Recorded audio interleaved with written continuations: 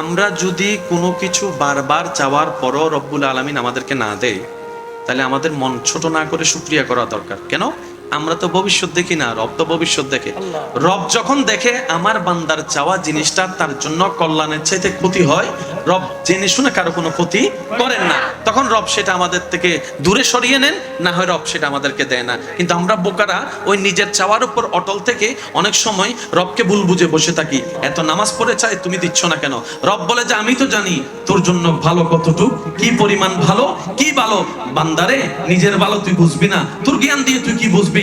এক নাম্বার কিনতে যাইয়া বাজার থেকে অনেক সময় 2 নাম্বার জিনিসও তুই কিনে ফেলস, বারবার প্রতারণার শিকার হস। নিজের দুনিয়াতে চলার জন্য, দুঃখ শেয়ার করার জন্য কত জনকে বাছাই করে বন্ধু বানাইছস, 3 মাস পরে জায়গায় স্বার্থ জাগত লাগে, সেই বন্ধুগুলাও 2 নাম্বারই করে, বাটপারি করে, বেঈমানি করে। বান্দা, তোর ভালো তুই বুঝবি না, তোর ভালোটা আমি রবের উপর ছেড়ে দে। আমি রবে তোকে সময় মতো যেটা তোর জন্য কল্যাণ সেটাই দান করবো।